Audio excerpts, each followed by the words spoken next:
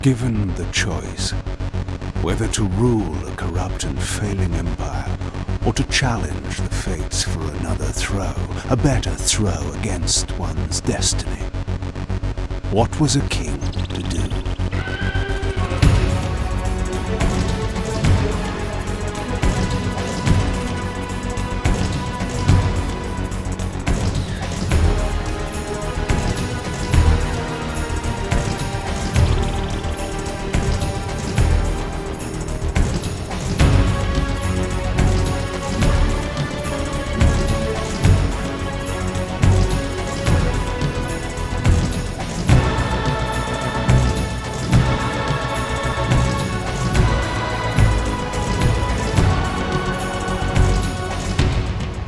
But does one ever truly have a choice? One can only match, move by move, the machinations of fate, and thus defy the tyrannous stars.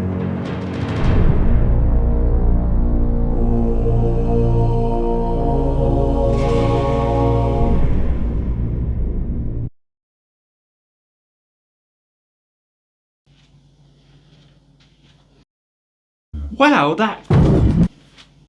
There's a question what's been bugging me ever since I played the original Soul Reaver game is how does Raziel speak without a jaw or a tongue? This is one mystery what I'm never going to know.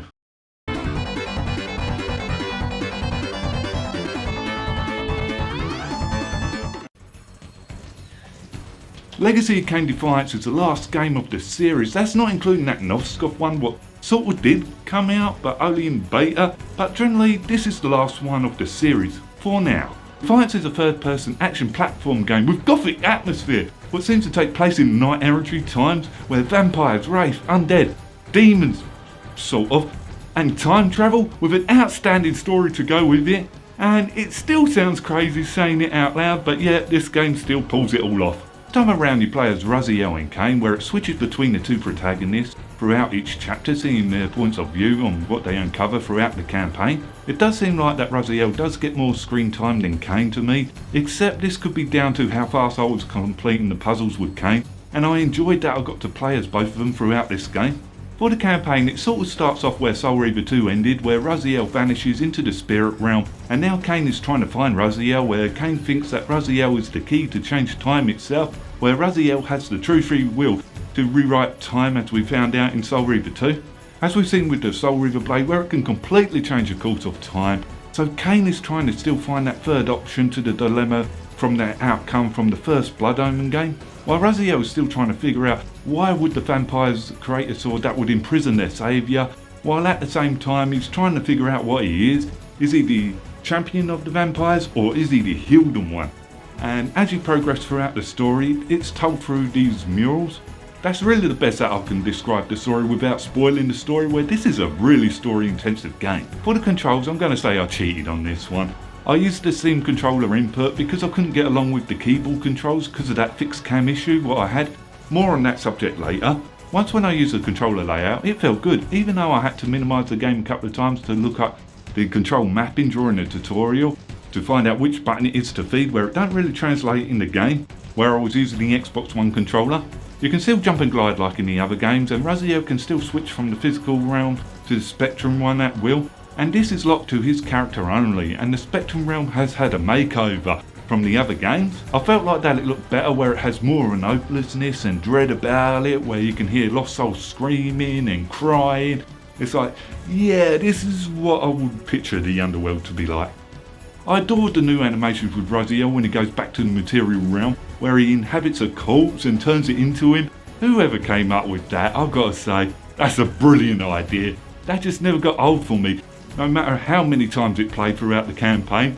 Although if Raziel dies in the physical realm, he dies this time around, which is different to the Soul Reaver games. If I died in the physical realm, I'm instantly brought back to the Spectrum realm.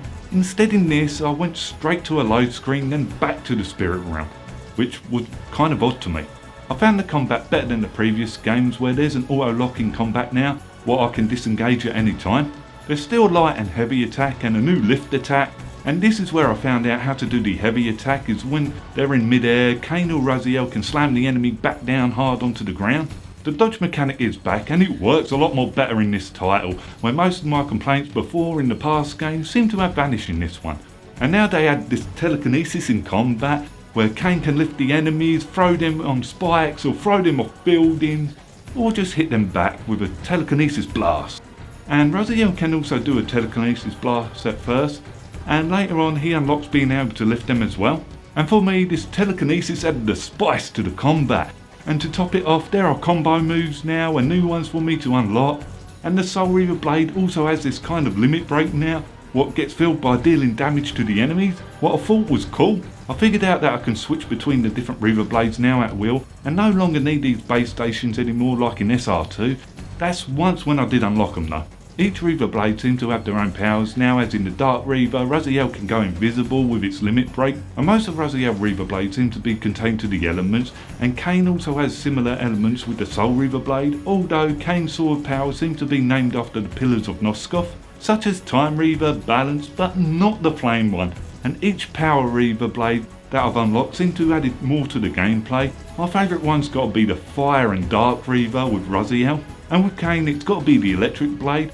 I'm not sure what this one is actually called though, yet the last Reaver blade for Raziel is overpowered and fun to use, just that it's a shame that I only got to use it for a short time, which was a tease.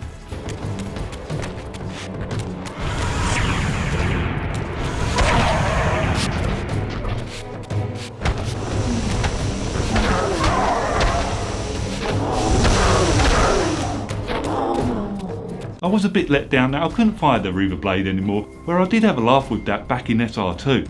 Raziel's health is still a spiral while Kain's is this level gauge, and there are health and magic upgrade collectibles similar to Soul Reaver 1 throughout the stages, and that vampire lore is gone from Blood Omen 2. Kain and Raziel can only feed when enemies are almost dead now, and Raziel's feeding animations are nicely done, the way how he rips the soul out of the enemy. And Kain's feeding animation has been overhauled a bit. In this, it is brilliant where he bites down there on their neck if he's close to them, or he just sucks the blood out of their body just like in Blood Omen 2 or Blood Omen 1.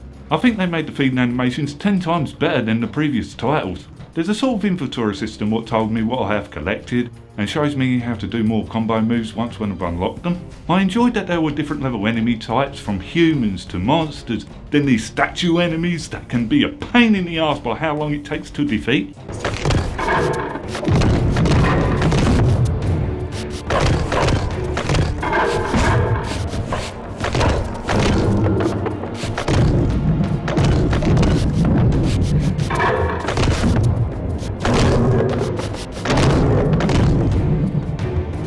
Except fighting these two demon statues at once did give me a bit of a challenge, which I did adore. It was not a dull moment for me when it came to the different level enemy types, where most of them had their own attack styles, and the AI I think was the best out of the series. However, there is a downside. A lot of enemies do respawn.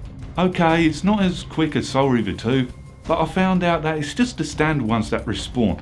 Although I ended up doing what I did in Soul Reaver 2, was jumping past the enemies because I just couldn't be bothered to fight them over and over again. The boss battles are back, and one of them are defeating these dead vampires to fill this hourglass gauge thing for a new Soul Reaver blade for Raziel. These boss battles I didn't really have any trouble with. Only time when I had a bit of a challenge was when I was fighting two of them at once. These just kind of felt like mini boss fights to me. Yet the one that I did enjoy was when I was facing this giant bat and I had to wait for its roar type of thing, then hit the metal plate so I could deal it some damage. And finding out in the campaign who this giant bat is, it sent chills down my spine, where it's like, I finally got to fight this guy. Stand away, monster. No. That voice. Not possible. I know that voice. But he fell. The abyss. He ended there. I did not fall into the abyss. Oh, it remembers that, does it? I was thrown in by my own brethren. I heard what you did to them. And now, you have found me at last. Terrell! Terrell! Yes, that was my name then. And also the squid boss fight is satisfying to shut this thing up at last. The fixed camera is the biggest problem that I had, where I went back out of the room what I was trying to go into, where it flipped to a new angle. And this is frustrating when it comes to the platform jumping the most, where I found out that it can distort my perspective of a jump, and this did make me swear more than once on the platform jumping side down to that fixed camera. And now and again it gets in the way when I was fighting enemies to the point where I couldn't see what I was doing. And I don't know why they changed it in this game. It was better before with the third person cam. In the other games it's like they were trying to fix something that weren't broken here and effed it up. The game is set in chapters, and throughout each chapter it switches from Raziel to Kain. At the start of chapter 1, the game had me play as Kain, and then later on in chapter 2 it had me take control of Raziel. I actually enjoyed this, where it seems to keep things fresh and interesting, seeing each protagonist's perspective. I would say that the level design of these stage set areas that look and feel good, and seems to be designed well enough with some gorgeous set areas to it. I like seeing Vorador's mansion in 3D. The last time that I was here was back in the first game, and I love the callback to that. With all the updated interiors and paintings, I can see more of them now and see what Kain was going on about in the first game. Also, the puzzles make a return, but I wouldn't say they're better than Soul Reaver 2 puzzles, except they are definitely better than Blood Omen 2. I would say it's kind of like in the middle ground here of them two games.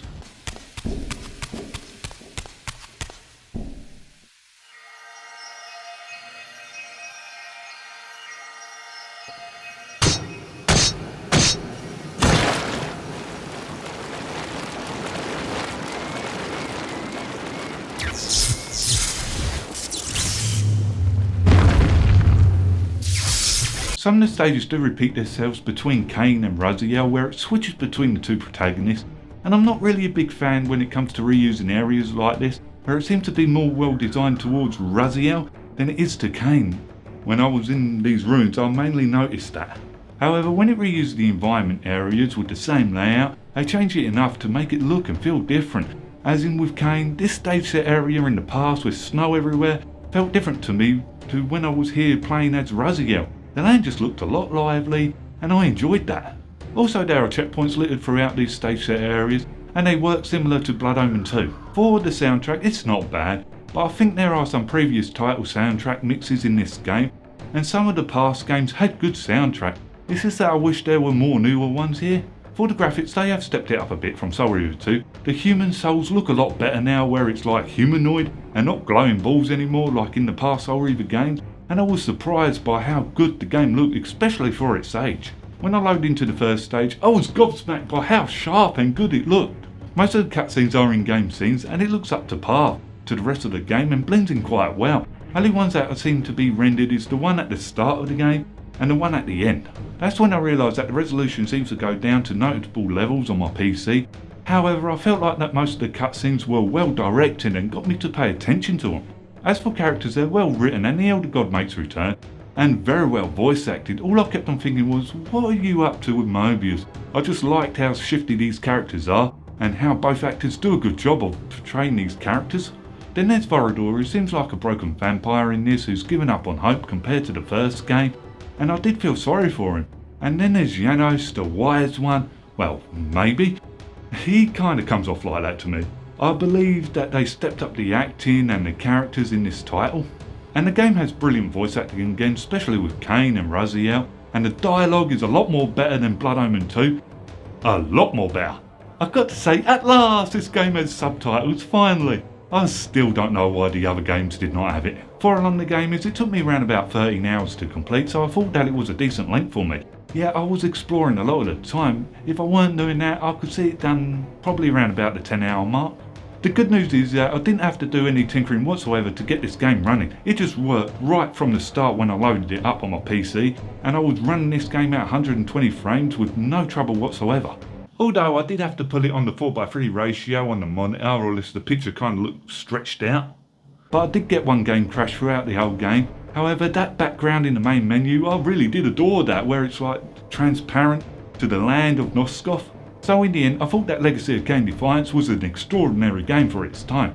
especially with that story, how it ties things up and tries to wrap a lot of unanswered questions. Don't get me wrong, there are still some things that are unanswered, such as how is Vorador back to life in Blood Omen 2? And if the series kept on continuing, would I have got that answer? I really wanted that answer. It just weren't here. Nevertheless, what a ride this story was. So have you played Defiance? What do you think of it? Leave it in the comments below. Until next game, I'm off. I heard apparently there's a prequel novel in the works now. Not 100% sure on that, but if it's true, I'm getting it.